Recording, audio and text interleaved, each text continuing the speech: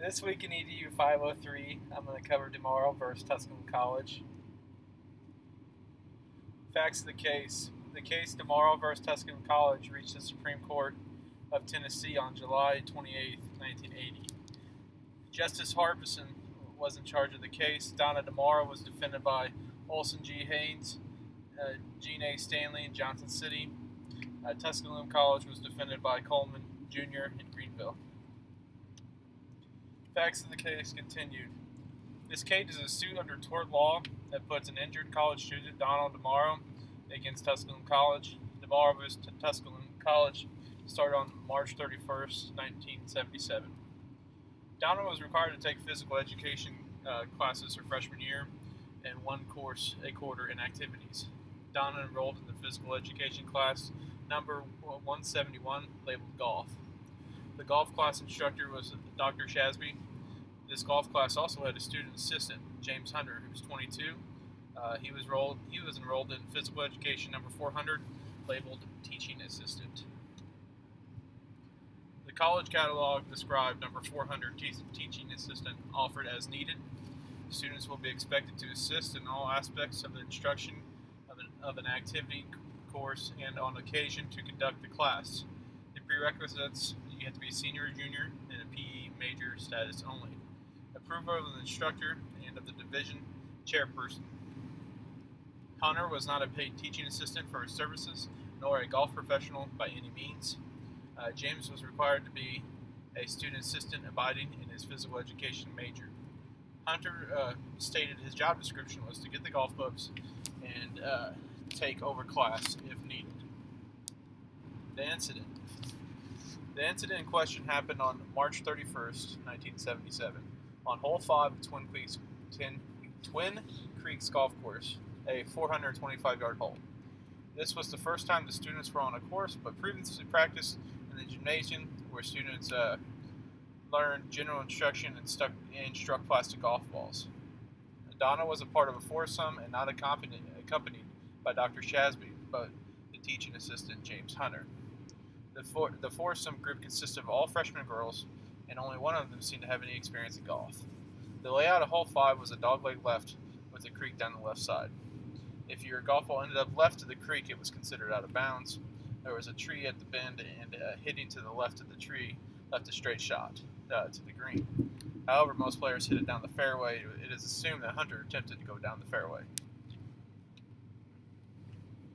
The incident continued. Hunter, being a left-handed golfer, approached the men's tees with the girls standing at a 90-degree angle across from Hunter, as instructed by their textbooks. Hunter mishit the ball off the toe of the club, and the ball then proceeded to veer 90 degrees, striking Donna in the face. Hunter gave Donna immediate first aid after being struck by the golf ball. The impact of the golf ball caused severe pain and extensive bleeding. Donna had to undergo 2 surgeries to repair the damage. It is inferred to the jury that Dr. Shasby placed Hunter in charge of plaintiff's group and was the acting instructor, even though Hunter had very little experience as a golfer or golf instructor. The degree and extent of Donna's injuries and the amount the jury awarded are not involved in the appeal. Arguments. Donna DeMauro argued that Dr. Shasby, as through him the college, was negligent in placing a person of Hunter's lack of experience was at least a factor that made injury to one of the students foreseeable.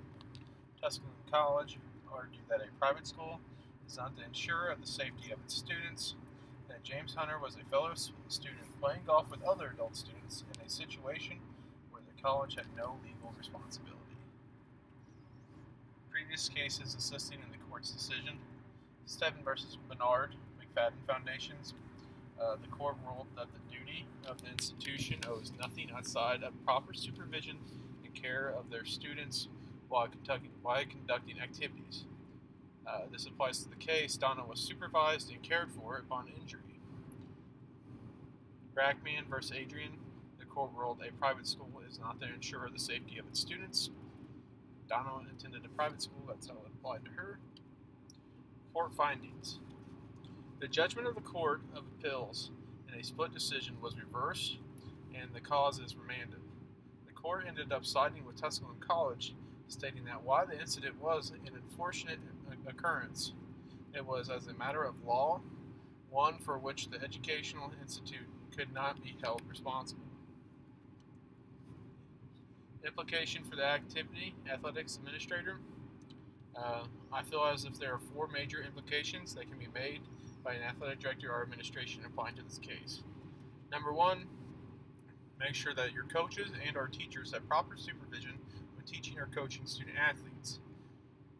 Essential, a good ratio of coaches versus players or students. Make sure your coaches are first aid and CPR certified so they can care for injuries properly as they occur. 3, make sure teachers and coaches cover the safety procedures of any sport being taught or coached.